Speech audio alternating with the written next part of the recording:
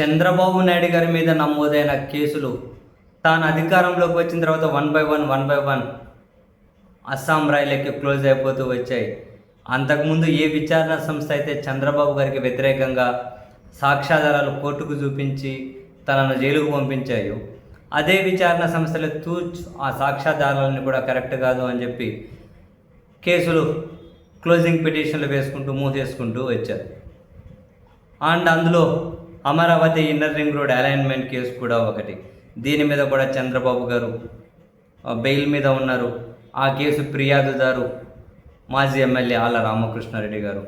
So ఈ కేసును కూడా క్లోజ్ చేయడం కోసం ఏసీబీ కోర్టులో క్లోజింగ్ పిటిషన్ వేసింది సిఐడి.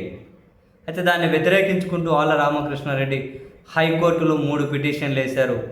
ఒకటి, ఏసీబీ కోర్టులో ఉన్న ఈ విచారణ ఎంపీ ఎమ్మెల్యే అంటే ప్రజాప్రతినిధుల న్యాయస్థానానికి బదిలీ చేయాలన్న ఒక పిటిషన్, చంద్రబాబు గారి బెయిల్ రద్దు చేయాలన్నది మరో పిటిషన్, ఈ కేసును సిబిఐకి ఇవ్వాలి అన్నది. ఎందుకంటే సిఐడి చంద్రబాబు గారి పరిధిలోనే ఉంటుంది కాబట్టి దీన్ని సిబిఐకి ఇవ్వాలన్నది ఇంకో పిటిషన్.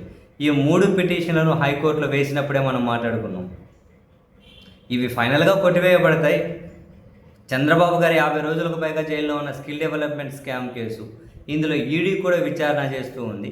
అటువంటి కేసే క్లోజ్ చేసుకుంటే కోర్టులు ఏమీ అభ్యంతరం చెప్పనప్పుడు ఇక ఈ కేసులు కనుక సిబిఐకి ఇవ్వడం, ఇంతకుముందు కూడా కొందరు సిబిఐకి ఇవ్వండి చంద్రబాబు గారి మీద నమోదైన కేసులు, ఎందుకంటే సిఐడి తన కిందే పనిచేస్తుంది కదా అని చెప్పి కోర్టులకు వెళ్తే కోర్టులు ఏమన్నాయి, ఏం ప్రచారం కోసం వచ్చారా ఇక్కడికి, మీ పిటిషన్ విచారణ అర్హత లేదని కొట్టేశాయి.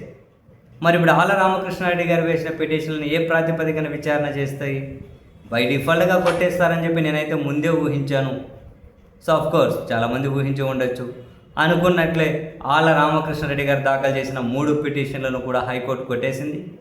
మీకు విచారణ అర్హత లేదు అని చెప్పింది. సో ఆఫ్కోర్స్ ఈ కేసు కనుక క్లోజ్ అయ్యి, సో చంద్రబాబు గారి మీద నమోదైన కేసులన్నీ తన ప్రభుత్వంలో తన విచారణ సంస్థలతో తనే క్లోజ్ చేసుకున్నారు. ఎవరో చేతగానో లేదా కోర్టులకు వెళ్ళి క్లోజ్ చేసుకుంటారు. అన్ని విద్యలు తెలిసిన చంద్రబాబు సార్ కోర్టులు కూడా ఎందుకు వెళ్తారు? ముందే విచారణ సంస్థలతోనే క్లోజ్ చేయించేశారు. ఇదేమీ అందరికీ సాధ్యపడదు. కొందరికి ఇట్స్ ఏమంటారు పాసిబుల్ అవుతుంది. చంద్రబాబు గారికి పాసిబుల్ అయింది, అన్ని కేసులు కొట్టేయించుకున్నారు.